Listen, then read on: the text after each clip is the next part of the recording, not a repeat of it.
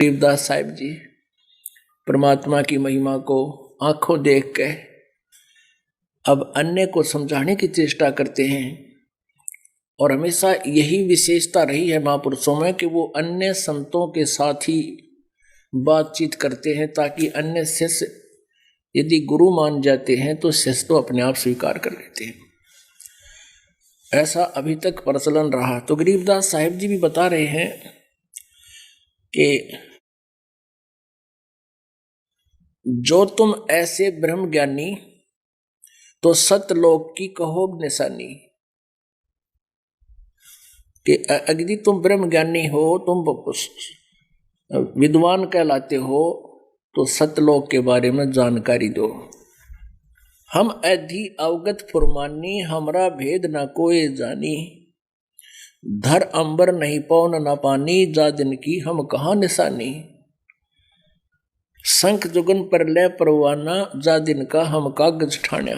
कहते हैं शंखों युग पहले जब ना कुछ भी नहीं था, और जब परमात्मा ने सृष्टि रची उस दिन का मैंने इस अपनी अमर वाणी में उल्लेख कर दिया है।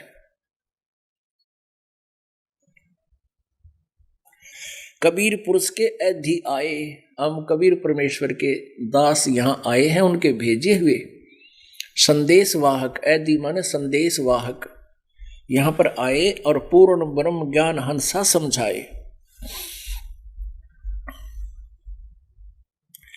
14 तबक हमारा डंका, और धर्मराज मानत है शंका। गरीबदास जी कह रहे हैं कि इन 14 भवनों में, एक ब्रह्मांड में 14 लोक हैं, और उनसे अलग ये 3 लोक अन्य हैं।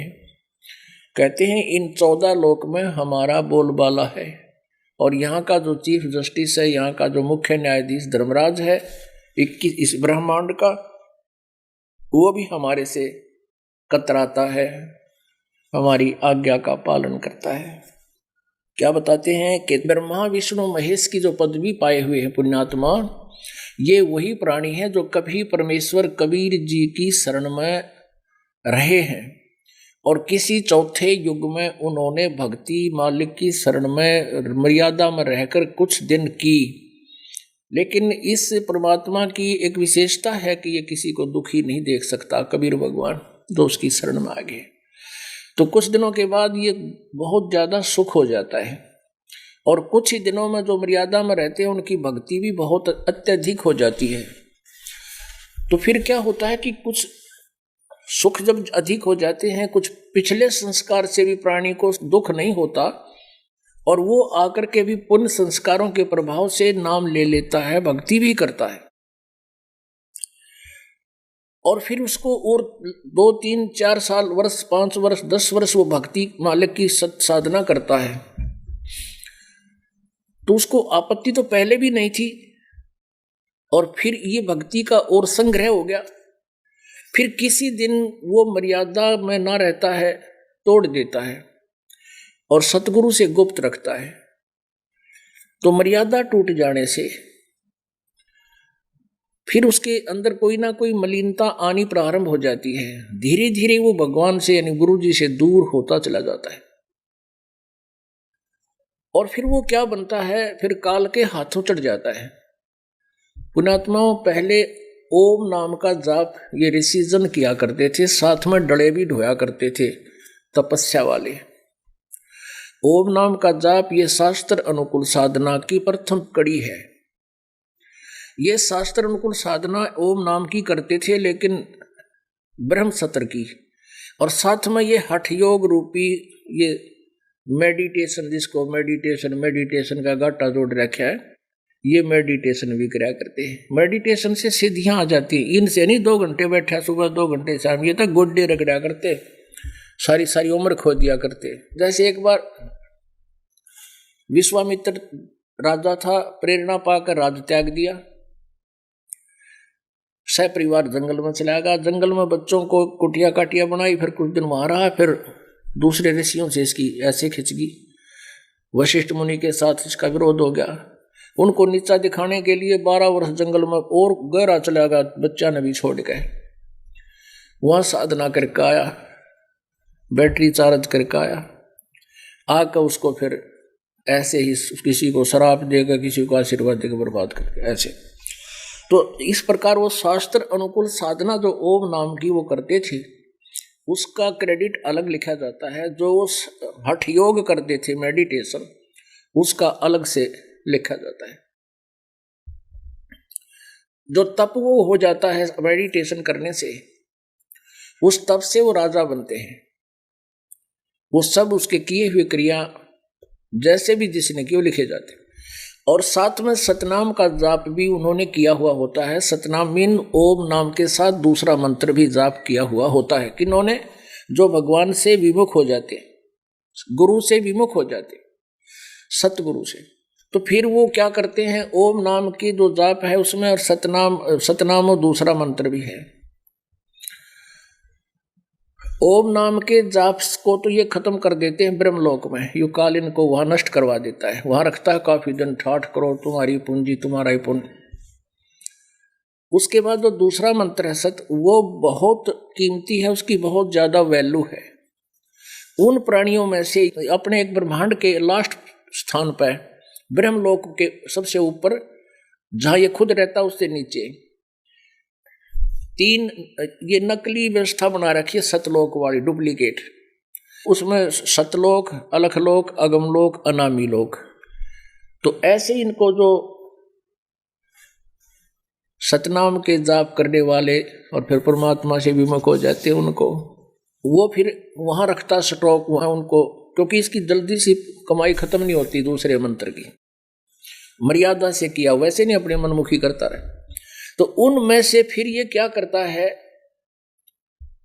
ब्रह्मा विष्णु महेश की पोस्ट पर अपनी पुतनी दुर्गा के माध्यम से उनको पुनः जन्म देता है और वो ब्रह्मा विष्णु महेश बना दिए जाते हैं। ऐसे ये काम बिगाड़ता है। और जो वहां सतलोक में चले गए, इन ब्रह्मा विष्णु महेश्वर से तो बहुत ज्यादा अच्छी आत्माएं हैं जो सतलोक चली जाती हैं, क्योंकि उसी क्लास के वो क्लास फेलो थे और वो बीच में छोड़ के जितनी उन्होंने पढ़ाई की उसका बेनिफिट उनको मिल गया। तो यहां बता रहे हैं, शंख जुगन पर ले परवाना, जा दिन का हम कागज ठाना, कबीर पुरुष के ऐधि आए, पूर्ण ब्रह्म ज्ञान समझाए। हम ऐदी हैं दुर के भाई, जम किंकर पर हमरी दाई, सतलोक के हम सैलानी, आत्म तत्से पलटा बाणी, आज अंत का करो विचारा, जित से उपजा ये संसारा। ओंकार अष्टंगी माया, जिन ब्रह्मा विष्णु महेश्वर जाया। 5 तत्व का ये पिंड ब्रह्मंडा, जाम नदी 18 गंडा। ब्रह्मा विष्णु गिने न जाई, और सुख सागर की पर भी नहाई। कहती वहां सतलोक के अंदर ब्रह्मा विष्णु महेश जैसी पुण्यात्माओं की तो गिनती भी कोई ना, इतने हुआ पर जो वहां सतलोक में आनंदित हो रहे हैं। और जो यहां रह गए वो इस काल का फंस जाते हैं। अब क्या बताते हैं, ओंकार अष्टंगी माया, जिन ब्रह्मा विष्णु महेश्वर जाया। जया माने जन्म दिया, दुर्गा ने ब्रह्मा विष्णु महेश को जन्म दिया। ये इस काल की पत्नी है दुर्गा, ज्योति निरंजन की पत्नी है। ब्रह्मा विष्णु महेश का जो ज्योति निरंजन काल पिता है। 5 तत्व का पिंड ब्रह्मंडा, जाम नदी 18 गंडा, 184 है चौखानी, जाकी बेड़ी वेद कुरानी। कहते 84 लाख योनियों में फंसे रहने का मुख्य कारण वेदों और कुरान की जो ज्ञान है ये इनकम्प्लीट है। और जिस कारण से आप साधनाएं भी करते हो, अच्छी अच्छी पोस्ट भी ऊपर के लोकों में प्राप्त कर लेते हो, लेकिन फिर भी आप इस काल की जेल से बाहर नहीं जा सकते, जन्म मृत्यु तुम्हारा समाप्त नहीं होता। कहते हैं ये वेद और कुरान इस काल के जाल में फंसाए रखने की तुम्हारी खास बेड़ी है, तुम्हारे पैरों में ये जंजीर पड़ी हुई है। और परमात्मा कहते हैं अमर करूं सतलोक पठाऊं, ताते बंदी छोड़ कहां, काटू फंद सतलोक ले जाऊं। तुम कौन राम का करते जापम, ताते कटे ना तीनों तापम। तुम कौन राम का, कौन से भगवान का तुम जाप करते हो, जिस कारण से तुम्हारे 3 ताप भी नष्ट नहीं होते। 3 ताप के अंतर्गत कौन कौन से कष्ट आते हैं? जैसे कोई जंतर मंतर कर देता है, या कोई संत श्राप दे देता है, ऋषि श्राप दे देता है, कोई देव रुष्ट हो जाता है। इस तरह के 3 ताप होते हैं। और इन 3 तापों का नाश भी कहते हैं तुम जिन भगवानों की भक्ति करते हो। किसकी? रजगुण ब्रह्मा जी, सतगुण विष्णु जी, तमगुण शिव जी, और ज्योत निरंजन काल ब्रह्म की, दुर्गा आदि और अन्य देवता और भी जो पूजाएं हैं वो तुम करते हो, जिससे तुम्हारा 3 ताप भी नाश नहीं होता। तुम्हारा राम निरंजन नाती, ताते हम तुम में है बाती। अब क्या बताते हैं कि तुम्हारा तो यो ज्योति निरंजन राम, ये तुम्हारा नाती है, ये तुम इससे जुड़े हुए हो, इससे संबंधित हो चुके हो, इसको अपना माने बैठे हो। इसलिए हम में और आप में ये भिन्नता है, विचार नहीं मिल पा रहे। और जिस स्तर की आप साधना कर रहे हो, ये तुम्हें ना तो यहां सुख देवे और न ही आपका मोक्ष हो सकता। पुण्यात्माओं, यहां सुख किसको होगा? अब मान लीजिए आपके प्रारब्ध कर्मों में आपके जीवन जो निर्धारित किया है उसमें पाप कर्म अत्यधिक हैं, और उन पापों का नाश ना ब्रह्मा जी की साधना से, ना विष्णु जी की साधना से, ना शिव जी की उपासना से, ना दुर्गा की उपासना से, ना ब्रह्म की उपासना से, ना परब्रह्म की उपासना से, ये प्रारब्ध कर्म के पापों का नाश नहीं हो सकता। संचित का तो मतलब है नहीं। अब संचित के बारे में तो बाद में सोचेंगे, जब हमारे प्रारब्ध में दुख जो आवेंगे हमारे जीवन में आए हुए हैं, इनका नाश हो और सुख हो, तब हमें यकीन होगा कि ये भगवान संचित भी काट सकता है। प्रारब्ध ना कट रहे, फिर संचित कितना कटेंगे? जो हमारे ढेर पड़े हैं वहां पर बैलेंस है। तो केवल एक परमात्मा है जो पाप नाश कर सकता है। तुमरा नाम निरंजन नाती, ताते हम तुम में है बाती। अनंत राम अयोध्या में आए, सो दशरथ के पूत कहाए। कहते हैं इसे न जाने कितने रामचंद्र राजा दशरथ के जन्म लेकर और यहाँ प्रभु पाक के चले गए, फिर 92 मिट्टी हुई, और फिर आगे 184 योनियों में चले जाते हैं। ये अपना ब्रह्मा विष्णु महेश और बाकी कर्मों के फल को भोग भाग के 84 लाख योनियों में जाते हैं। रघुवंशी राजा थे भाई, 3 लोक जाकी ठकुराई। कहते तुम उस रघुवंशी रामचंद्र दशरथ के पुत्र को भगवान मानते हो, वो 3 लोक के मालिक थे, एक विभागीय मंत्री। रघुवंशी राजा थे भाई, 3 लोक जाकी ठकुराई। वो केवल 3 लोक के मालिक थे, प्रभु थे, ठाकुर थे। कोट राम गए लंका तोरी, ताको लखी न अवगत डोरी। कहते हैं करोड़ रामचंद्र लंका तोड़ तोड़ कर प्रभु पाक गए, उनको उस अवगत की डोरी यानी आगे वाले मार्ग का ज्ञान नहीं हुआ। आदि राम कबीर सर्वंगी, अवगत अस्थिर अचल अभंगी। आदि राम, ओहो, वो सनातन परमात्मा आदि राम सबसे पहले वाला प्रभु कहते कबीर साहिब है। सर्वंगी माने सर्वव्यापक वासुदेव। रमता राम अलख परवानी, सतपुरुष की कहूँ निशानी। ब्रह्म भक्ति ना की जो भाई, तुम हो जम की फर्दी माही। ओए होए होए।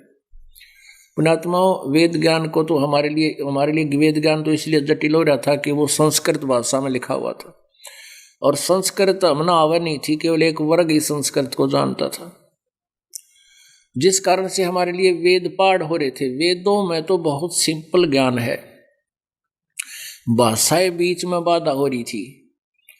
अब उस वेद ज्ञान को कुछ एक उन्होंने अनुवाद किया है, कुछ गलत कर रखा है, कुछ ठीक भी कर रखा है। अब हमने हमारे पास ये परमात्मा सच्चिदानंद घन ब्रह्म की वाणी में वही चारों वेद और चारों वेद से आगे का भी ज्ञान हमें उपलब्ध है।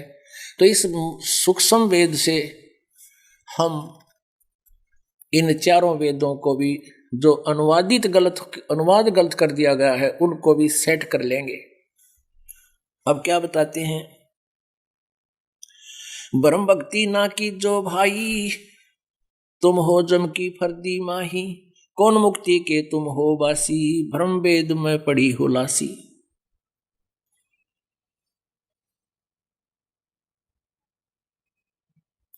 कबीर पुरुष ने आन जगाया, गुज वस्तु का भेद लखाया, जनदास गरीब कह नर लोई, राम मिले से राम होई। अब क्या बताते हैं कि भरम भक्ति ना की जय बाई, और तुम हो काल की फर्दी माही। फर्द जैसे आप रजिस्ट्री करवाते हो किसी जमीन की, तो उसमें फर्द निकलवाते हैं। जो फर्द के अंदर आपके नाम जो वस्तु है, उस फर्द के अंदर जितने भी आपके नाम जमीन है वो आपकी पक्की होगी। तो कहते हैं, तो परमात्मा कह रहे हैं ब्रह्म भक्ति ना की जो भाई, तुम ये नकली साधना मत करो बिना ज्ञान के। कहते परमात्मा कबीर जी कहते हैं गरीबदास जी को बताया करके कि एक अस्थि की पैड़ में सब जीवों की पैड़, और सार शब्द चिन्ह बनाया दुनिया मारे खेड़। खेड़ माने बिना किसी बगैर किसी जानकारी कर कोई इधर भाग रहा है, कोई इधर दूण मार रहा है, कोई इधर भटक रहा है, रास्ता ढूंढ रहे हैं। कहते हैं एक हाथी के पैड़ में, एक हाथी की पैड़ में, पैड़ माने पैर के चिन्ह, पृथ्वी पर जो निशान बन जाते हैं, सब जीवों की पैड़, यानी हाथी के पैर के अंत से बड़ा किसी का पैर नहीं है। यानी वो सार शब्द चिन्ह है बनाया दुनिया मारा खेड़, एक मंत्र है जो मोक्षदायक है, उसके से बाकी सब उससे नीचे नीचे छोटे ही हैं, वो आपको कंप्लीट लाभ नहीं दे सकते, बेनिफिट नहीं दे सकते। ब्रह्म भक्ति ना की जो भाई, तुम हो जम की फर्दी माही। तुम तो काल की फर्द में हो, उसके पक्की रजिस्ट्री हो रही है तुम्हारी, उसके पक्के नाम हो रहे हो तुम। अब उसकी इस फर्द से अपनी फर्द में लाएंगे आपको, परमात्मा के नाम कराएंगे आपको। उसके लिए आपको बहुत आध्यात्मिक धन की जरूरत पड़ेगी। उस आध्यात्मिक धन की कमाई के लिए आप जी को विधि बताई जाएगी। अब गरीबदास महाराज जी कह रहे हैं कि परमात्मा कबीर जी ने क्या बताया है कि माया आद अंध गति मेला, और ब्रह्मा विष्णु महेश्वर चेला। इन पांचन मलकीन बंधाना, इन पांचन मिलकीन बंधाना, समझे नहीं ये जीव दीवाना। इन पांचों मिल जीव अटकाए, युगन युगन हम आन छुटाए। कह कबीर पुरुष अविनाशी, हम ही काटें यम की फांसी। अमर करूं सतलोक पठाऊं, शंख पदम जलमल दर्शाऊं। दास गरीब विहंगम मेला, सतपुरुष कबीर का चेला। अब परमात्मा की महिमा से परिचित होने के बाद आदरणीय गरीबदास साहिब जी ने यथार्थ भक्ति की जानकारी दी, और जो साधना गलत कर रहे थे उसका खंडन किया। गुरुआ गाम बिगाड़े संतो, गुरुआ गाम बिगाड़े। ऐसे कर्म जीव कहला दिए, ईब झड़े ना झाड़े। गुरुआ गाम बिगाड़े संतो, गुरुआ गाम बिगाड़े। गुरुआ गाम बिगाड़े संतो, गुरुआ गाम बिगाड़े। ऐसे कर्म जीव कहलाए, ईब झड़े न जाड़े। ऐसी गलत साधना इस जीव के साथ चिपका दी, ऐसे गलत कर्म ये कर रहे हैं। अब कहते इनको झाड़े तो भी ना जड़ते, इनको समझाए से भी ये नहीं छोड़ पा रहे। ये पत्थर को परमेश्वर कहते, या निंदा बड़ भारी। या की मोको समझ न पड़ी, पूजा दी अकगारी, पूजा करी अकगाड़ी। जो हड़का जल भर के लाए, चरणामृत ठहराए, जड़ के चरण धो कर दीने, चेतन को फिर प्याए। इन अज्ञानी ऋषि संतों ब्राह्मणों को, गुरुओं को लताड़ रहे हैं कि तुम पत्थर न परमेश्वर बताओ, मूर्ति बोलती ना, सुनती ना, चलती नहीं, कुछ भी उसका आगे घंट बजाओ, उसका आगे प्रार्थना कर रहे हो। और फिर जोड़ का जल भर के लाए। चरणामृत देखे हमने बनाते, जो हमारे गांव में एक शिव जी का मंदिर है, और हमारे गांव में फ्लड आई लगातार कई वर्ष, तो हम चौथी पांचवी पर डरते। तो मंदिर के पास एक तालाब था, उसके ऊंची ऊंची बना रखा था, उसका दीवार मिट्टी का चारों तरफ ऊंचा ऊंचा उसका किनारे बना रखे थे, उसको पक्का किया हुआ था, उसी में मंदिर था।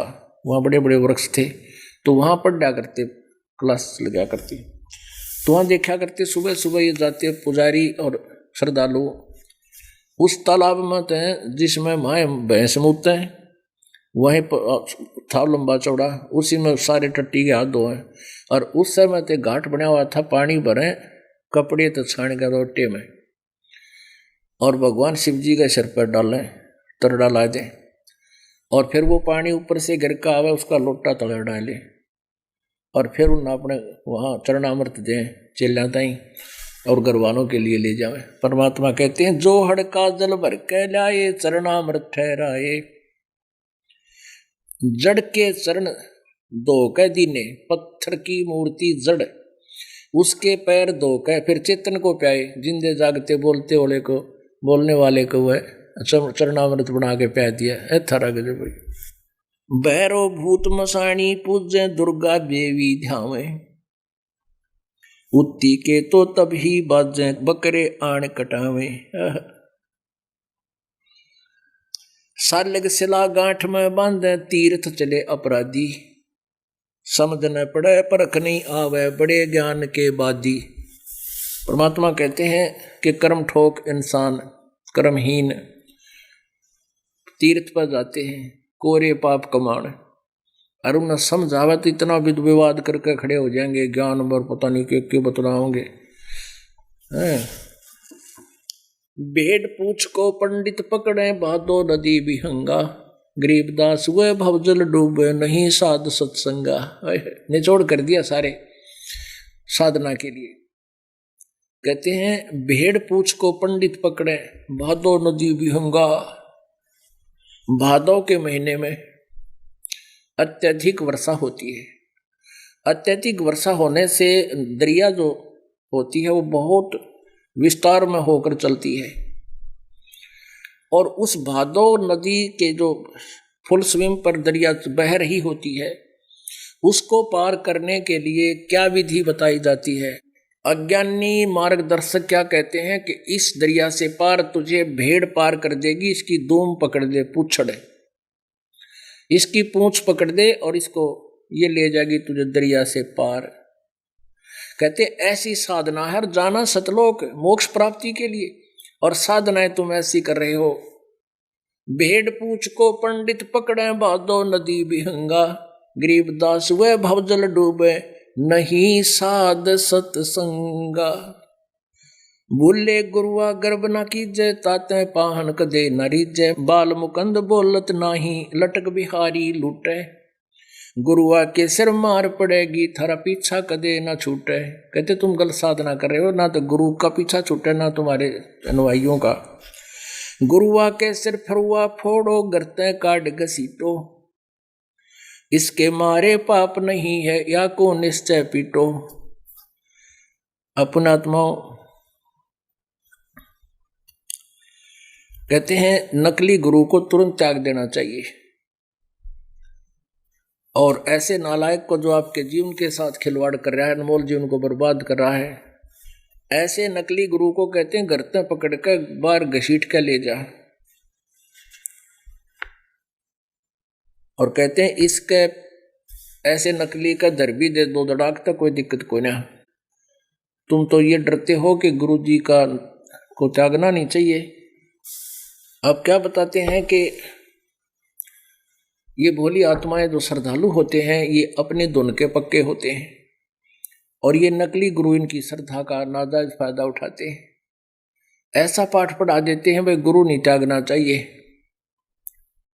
एक बहन नाम लेने आई, ये दूसरे पंथा का नाम ले रही थी, उसने नाम ले लिया। फिर उसने अपने ही साथी दूसरे पंथ में जो जाती थी उसी की एक सहेली को फिर बताया कि आप यहां नाम ले लो। तो वह कति आकड़गी ने बोली गुरु तो ऐसा बदल लिया, ऐसा खसम बदल लिया। तो फिर उसको हमने समझा बे गुरु का दर्जा एक टीचर जैसा हो से, एक डॉक्टर समझ लो, और एक डॉक्टर से इलाज नहीं होता तो दूसरे को अवश्य चेंज कर लेना चाहिए अपना जीवन रक्षा के लिए। ऐसे ही एक गुरु डॉक्टर होता है।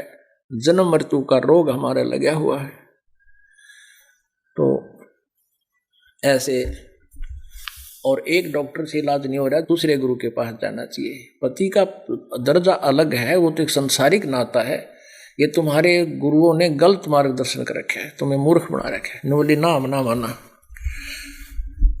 अपने आत्माओं, एक बहन जो है हमारी नाम ले रखा है उसने, और उसके साथ एक उसकी पड़ोसन 2-3 मकान दूर रहती थी। उसने कहा, उसने कितना सुन दिया किसी पे, भाई गुरु बिन मोक्ष नहीं, गुरु बिन मोक्ष नहीं।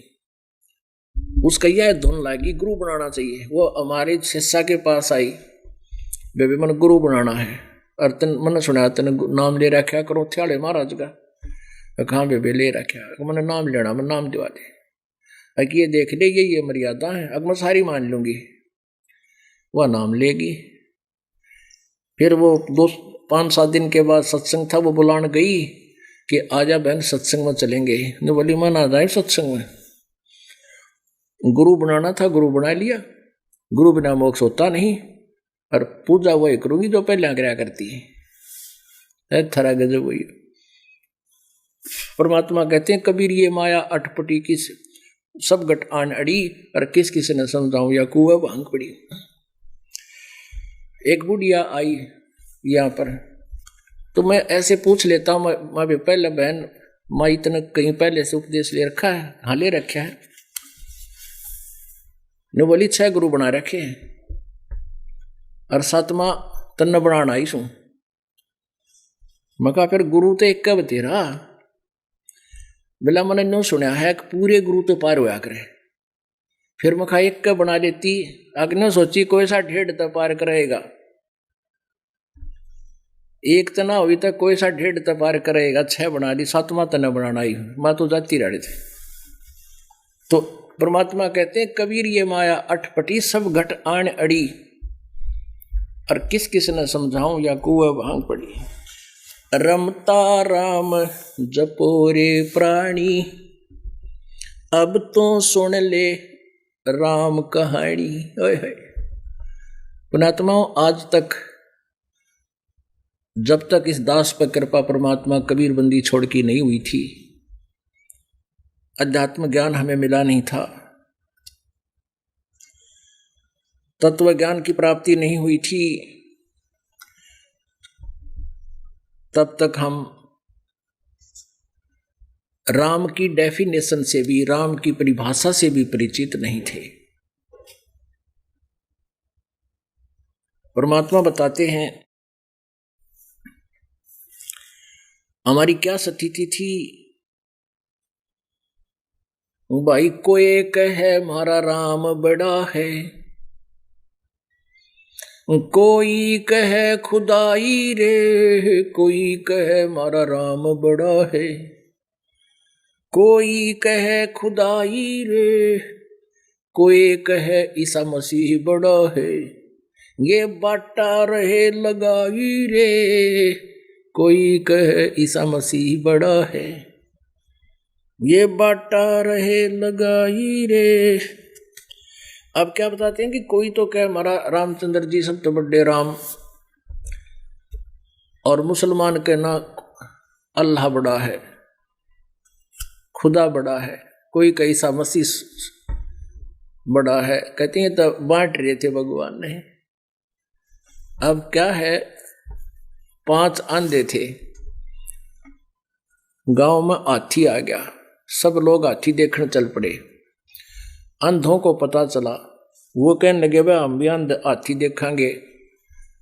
तो वो एक कहने लगा भाई हाथी देखोगे कैसे, तुम्हारा आंख तक को नहीं। कहने लगे हमारी हाथ जो है आंखों का काम करा करें। एक बार हमने हाथी के आसपास छोड़ दियो, वो हाथी के आसपास छोड़ दिए अंधे। एक अंधे ने तो पैर पर देखे, पैरों का निरीक्षण किया ऐसे, और एक ने सूंड ठा गया, वो सूंड पर हाथ फेरा, बस हाथी इतना है उसे। एक का कान ठा गया, वो काना पर पूरी तरह निरीक्षण कर लिया कि भाई हाथी यू इतना है उसे। एक ने दूम पकड़ दी, दूम पर हाथ फेर लिया कि बस इतना हाथी होता है। और एक ने पेट पर हाथ फेर लिया, पेट के आसपास हाथ मार के देख लिया भाई यू हाथी का देख लिया, ले लिया आइडिया, चल पड़े। जब पांचों वापस आवे थे और चर्चा कर रहे थे, वह हाथी देखा, वह हाथी देखा। एक दो व्यक्ति खड़े हो गए, बोले रहे अंधो तुमने देखा कैसे हाथी? हम हाथा देखा भाई, हाथों से देख लेते हम, क्यों बताओ तो हाथी कैसा था? एक बोला वह हाथी था पाइप कैसा, उसने सूंड को हाथी मान लिया, सूंड का ऊपर हाथ फेर रखा था। दूसरा बोला वही गलत कह रहे हो, मैं बताता हूँ हाथी हो थाम कैसा, उन्होंने पैरों ऊपर का हाथ फेर रखे थे, अब पैरों का निरीक्षण कर रखे थे, पिलर जैसा थाम के हमारे कारण पिलर, गोल पिलर हो जाए। तीसरा बोला भाई नहीं बेरा मैं बताता हूँ, इनको ज्ञान नहीं है, अब कैसा होता हाथी होता छाछ कैसा, उसने कानों का हाथ मार रखा था। चौथा बोला भाई इन तीनों ने कुछ नहीं ज्ञान, मैं बताता हूँ हाथी होता पटा कैसा, पटा यानी बेल्ट, वो पूछड़ पे हाथ फेर रहा था हाथी की पे। पांचवा बोला भाई न कति नहीं बता, मैं बताता हूँ हाथी हो सा बटोड़े कैसा।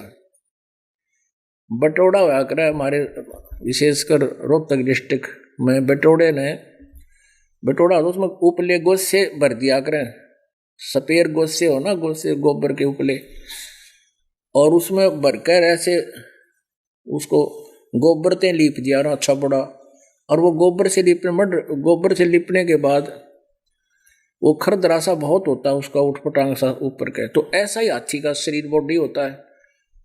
तो पांचवा बोला भाई हाथी होता बटोड़े कैसा। तब वहां ख्याले ने बताया भाई अंजो ये सारा मिलकर हाथी होता है, ये इंडिविजुअल पार्ट हाथी नहीं है। तो परमात्मा पूर्ण ब्रह्म सतपुरुष के ये बच्चे हैं, जितने भी रामचंद्र जी, विष्णु जी, ब्रह्मा जी और ये ईसा जी, हजरत मोहम्मद जी, ये उस परमात्मा के बच्चे हैं, ये भगवान नहीं है, उसी के अंश हैं। रमता राम जपो रे प्राणी, अब तुम सुन ले राम कहानी। कच्छ मच्छ कूरम न होते, दौल धरनी नहीं ध्यानी। चंद सूरज दो दीपक ना थे पवन और पानी। ब्रह्मा विष्णु महेश न होते, न लक्ष्मी नहीं गौरज रानी। सावतरी नहीं सनक सनंदन, तब होते अलख बिनानी। शेष शेष मुख निस दिन गावे, रंकार निज बाणी। राम नाम का सिक्का मेटे व डूबेंगे अभिमानी। सुर 33 88 और 84 सिद्धा, ये 4 खान के जीव उपाय आदि पुरुष की अध्या। आदि राम सोई अंत राम है, मध्य राम है सोई। पूर्ण ब्रह्म सकल घट व्यापक, आगा न पीछा कोई। जनक विदेही राजा होते, जब राय की बंद तोड़ी।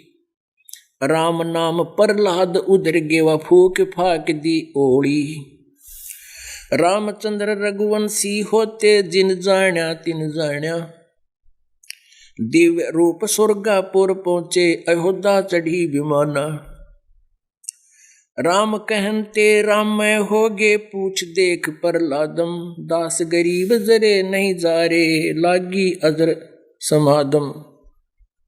अब क्या बताते हैं, जनक विदेही राजा होते, जिसने जमराज की बंद तोड़ी और राम नाम प्रहलाद उधर गए।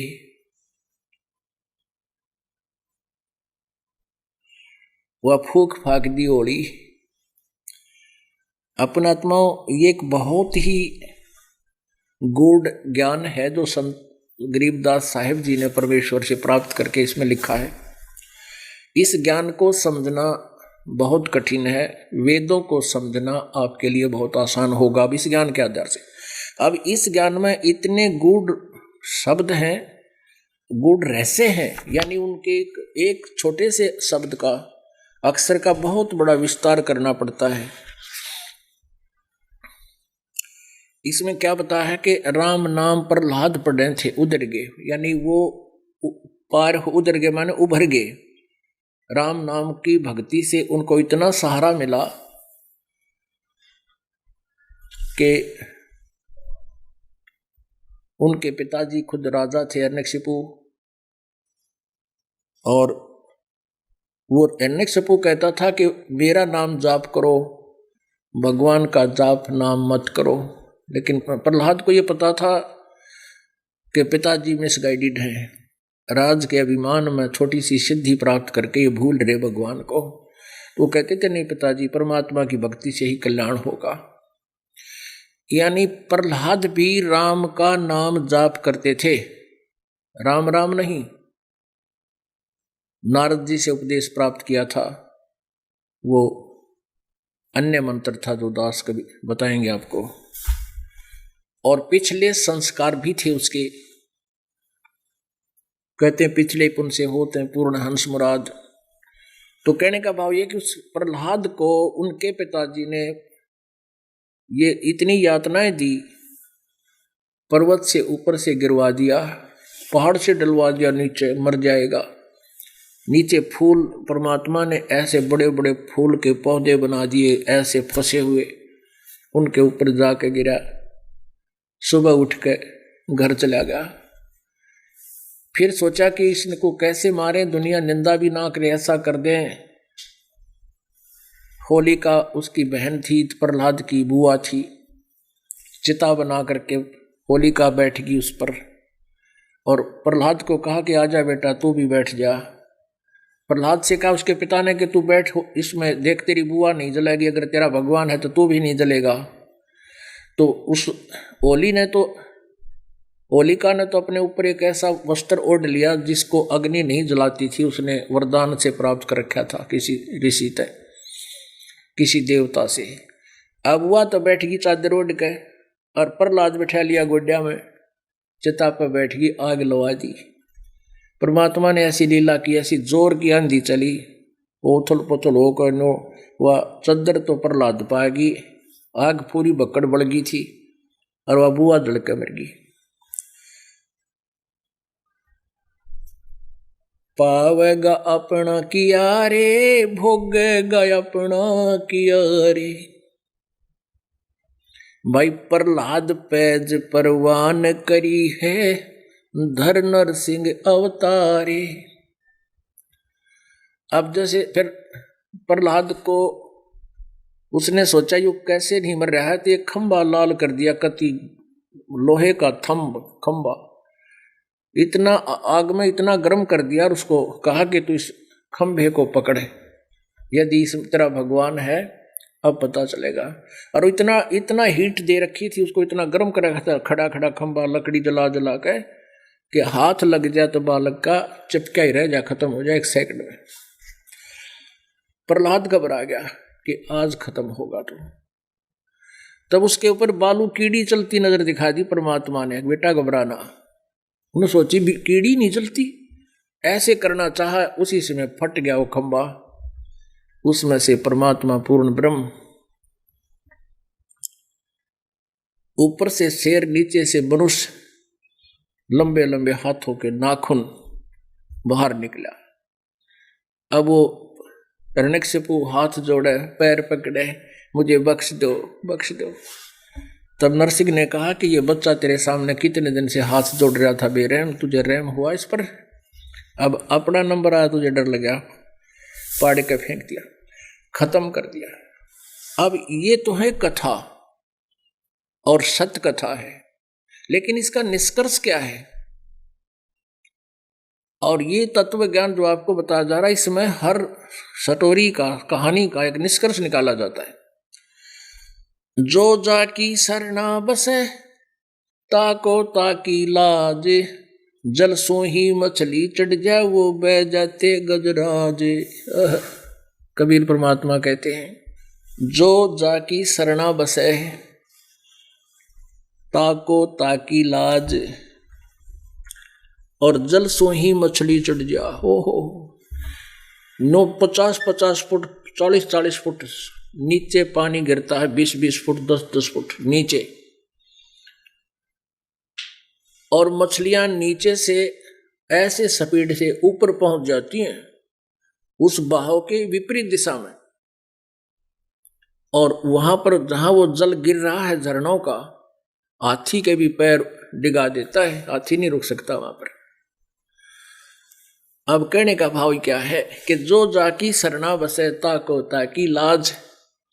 अब मछली उस जल के बिना नहीं रह सकती, मछली का उस जल से विशेष लगाव है, वह उसकी पक्की भक्त है, और जल के बिना 5 मिनट के अंदर मछली तड़प तड़प कर मर जाती है। तो इसलिए जल ने उसको इतना अनुकूल दे दिया, उसको इतना छूट दे दी, तू कितने घूम, ऊपर चढ़ नीचे आ, तेरी सारी छूट। तो पुण्यात्माओं, जैसे हम जिस भी राम की शरण लिए हुए हैं, उसकी जितना सामर्थ्य है उतना राहत आपको अवश्य देगा। जैसे आपका किसी SHO से मेल है, थाने में आम आदमी नहीं जा सकता, और यदि थानेदार का खास मित्र है, वो बेधड़क थाने में जाता है और थानेदार उसको कुर्सी पे बिठा के चाय पिलाता है, और उस थाने में कितना घूमे फिरे वो। ऐसे ही किसी की मित्रता SP से है, IG से है, तो वो उसका खास मित्र है, तो उसको वो सारी छूट दे कि तक घूम फिरे। यदि किसी की मित्रता किसी मंत्री से है, तो मंत्री के उसको पूरी सुविधा देता है, उसके सब कार्य भी उसके सत्र के जो होने वाले विद इन लॉ वो सब कर देता है। ऐसे जिसकी मित्रता मुख्यमंत्री से है और खास मित्रता है, तो वो अपने स्टेट में उसको पूरी छूट दे देता है, और जिसकी मित्रता प्रधानमंत्री से, उसका आगे मुख्यमंत्री भी सलूट मारा है, और नीचे वालों का तो कहना है क्या। तो कहने का भाव यह है कि जो जाकी सरना बसे ताको ताकी लाज, और जल सो ही मछली चढ़ जा वहां बह जाते गजराज। गजराज माने हाथियों का भी मुखिया, यानी बहुत तगड़ा हाथी, वो भी उस जल के सामने टिक नहीं सकता, वो बह जाता है, और वहां पर वो मछली, वह 2 किलोग्राम की मछली ऐसे ऊपर चढ़ जाती है, नो कुत्ती ऐसे, नो नीचे गिरता हुआ पानी बहुत गहरा, वहां से ऐसे जाती है, वो ऊपर पहुंच जाती। तो यहां प्रसंग जो चल रहा है, गरीबदास साहिब जी ने ये बताने की चेष्टा की है कि तुम कौन राम का जपते जापम ताते मिटे ना तीनों तापम। 3 ताप के अंदर आते हैं, जैसे आपके ऊपर किसी ने कोई जंतर मंत्र कर दिया हो, किसी का गाल गलवा रखी हो, और किसी को कोई श्राप मिला हुआ हो, या कोई प्रारब्ध का कष्ट है, तो वो किस नाम से समाप्त होगा। अब जैसे श्री रामचंद्र जी को श्राप दिया था नारद जी ने कि तू एक जीवन अपने पत्नी के योग में बिताएगा, ऐसा ही हुआ। श्री रामचंद्र जी यानी विष्णु जी को श्राप दिया था, श्री रामचंद्र रूप में राजा दशरथ के अगर जन्म हुआ, और पूरा जीवन सीता के वियोग में उसका व्यतीत हुआ।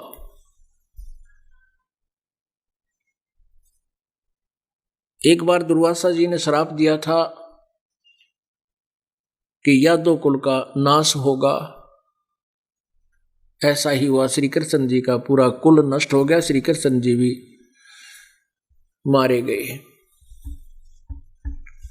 एक शिकारी ने उनके पैर में तीर मारा था, विषाक्त, उनकी भी मृत्यु हुई थी। पुणात्माओं, हमने अभी आपने सुना कि रमता राम जपोरे प्राणी, अब तू सुन ले राम कहानी। परमात्मा की कहानी, राम कहानी तो सृष्टि रचना से कंप्लीट होगी। सृष्टि रचना की जानकारी थोड़ी सिंपल से आपको देंगे, तब आपको पता चलेगा कि कौन राम और कितनी अक्षमता का है। सृष्टि रचना के बारे में जानकारी देंगे आपको थोड़ी सी, फिर विस्तार से कल बताएंगे। राम की कहानी आपको सुनाते हैं। अभी तक हम सत्यनारायण कथा सुना करते थे। सत्यनारायण हम मानते थे श्री विष्णु जी को, और विष्णु जी को सत्यनारायण। सत्यनारायण मीन अविनाशी प्रभु। सत्य माने अविनाशी, सत साहिब कहो, सत्यनारायण कहो, सतपुरख कहो, सत साहिब कहो। वो सत्यनारायण ये नहीं थे, क्योंकि ब्रह्मा विष्णु महेश भी नासवान हैं। पुणात्माओं, यहां समस्या आ जाती है कि ये कैसा प्रसंग है कि ब्रह्मा विष्णु महेश नासवान हैं। तो ये बात आम आदमी के गले में उतरती को ना, और इसको गले में उतारने के लिए थोड़ा सा सहयोग लेना पड़ेगा अपने ही सदग्रंथों का। देखिएगा श्रीमद् देवी भागवत। ब्रह्मा विष्णु महेश तीनों नासवान हैं। गीता प्रेस गोरखपुर से प्रकाशित है। ये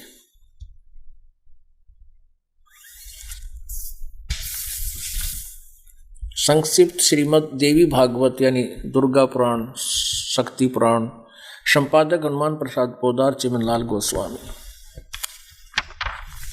और ये प्रकाशक है एवं मुद्रक है गीता प्रेस गोरखपुर, गोविंद भवन कार्यालय, कोलकाता का संस्थान। इसके 123 पृष्ठ पे हमारा काफी काम सर जाएगा। ये 5-7 पंक्तियों में बहुत कुछ बात सुलझ जाएगी। तीसरा सकंद 123 पृष्ठ पे।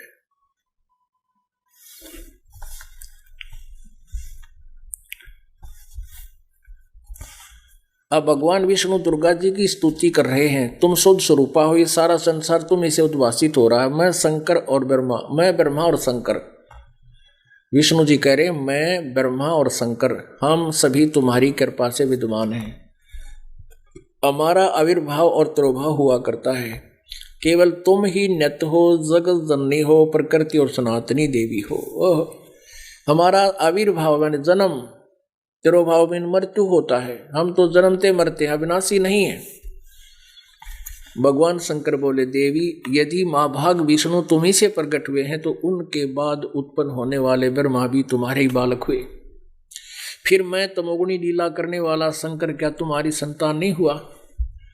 अर्थात मुझे भी उत्पन्न करने वाली तुम ही हो। शिवे, संपूर्ण संसार की सृष्टि करने में तुम बड़ी चतुर हो। इस संसार की सृष्टि, सतति और संहार में तुम्हारे गुण सदा समर्थ हैं। उन्हीं तीनों गुणों से उत्पन्न हम, शंकर जी बोल रहे हैं। अब ब्रह्मा विष्णु एवं शंकर नियम अनुसार कार्य में तत्पर रहते हैं। अब ये कड़वी कुलीन जो है आप आसानी से खा सकोगे, क्योंकि ये हमारे सदग्रंथों में इनकी जीवनी में लिखा है। इससे 4 कंसेप्ट क्लियर हो गए। एक तो ब्रह्मा विष्णु महेश अविनाशी नहीं है, इनकी जन्म मृत्यु होती है। दुर्गा इनकी माता है। और दूसरा ये हो गया कि रजगुण ब्रह्मा है, सतगुण विष्णु, तमगुण शिव जी। और तीसरा ये हो गया कि ये नासवान है। एक तो ये हो गया कि ये नासवान है, अविनाशी नहीं है। दूसरा ये हो गया कि दुर्गा इनकी माता है। और तीसरा ये हो गया कि रजगुण ब्रह्मा, सतगुण विष्णु, तमगुण शिव जी। और चौथा ये हो गया केवल ये नियमित काम करते हैं। ये किसी के कोई संस्कार को कम बत्ती नहीं कर सकते। आपके प्रारब्ध में यदि किसी को कोई कष्ट है तो ये उसको निवारण नहीं कर सकते, क्योंकि इन्होंने स्वयं भोगना पड़ा। जैसे विष्णु जी को श्राप दिया था, अभी बताया आपको, नारद जी ने, विष्णु जी ने भोगा श्री राम रूप में आकर। श्री राम रूप रामचंद्र जी के रूप में रामचंद्र जी ने सुग्रीव के भाई बाली को मारा था, धोखा देकर पेड़ की ओट लेके। वो बदला भी उन्होंने श्री कृष्ण रूप में आकर दिया। श्री कृष्ण जी तो विष्णु जी वाली आत्मा थे और बाली वाली आत्मा एक शिकारी था जिसने विषाक्त तीर लिए हुए था। भगवान श्री कृष्ण जंगल में एक वृक्ष के नीचे लेटे हुए थे, पैर में पद्म था। उस पद्म को मृग की आंख जानकर वृक्ष के झुरमुटों में से ना देखकर स्पष्ट उस विषाक्त तीर को हिरण जानकर ठोक दिया। श्री कृष्ण जी उस विषाक्त तीर से मृत्यु को प्राप्त हुए। तब श्री कृष्ण जी ने मृत्यु से पहले उस शिकारी से कहा कि भी तेरा और मेरा ये पिछला कोई संस्कार था। अब वो शिकारी रोने लगा, कहने लगा, उसने देखा कि मृग नहीं, ये तो द्वारकाधीश मर गया। हाथ जोड़कर कहने लगे, भगवान मुझसे गलती होगी, आपकी मृत्यु निश्चित है क्योंकि ये विषाक्त तीर है और मेरे से धोखा हो गया। श्री कृष्ण ने कहा कि भाई तेरे से कोई धोखा नहीं हुआ, ये तेरा और मेरा पिछला टिट फॉर टेट था, पिछला अदला बदला था, वो आज पूरा हो गया। तब शिकारी ने कहा, प्रभु मेरा ऐसा कौन सा, आपका और मेरा केवल जेड़ा, आप राजा, मैं कंगाल आदमी जंगल में भटकने वाला। तब श्री कृष्ण जी ने कहा, त्रेता युग में मैं रामचंद्र था, तो बाली था, सुग्रीव का भाई बाली था और मैंने तेरे को ऐसे ही धोखा देकर मारा था। आज तूने मेरे को मार दिया।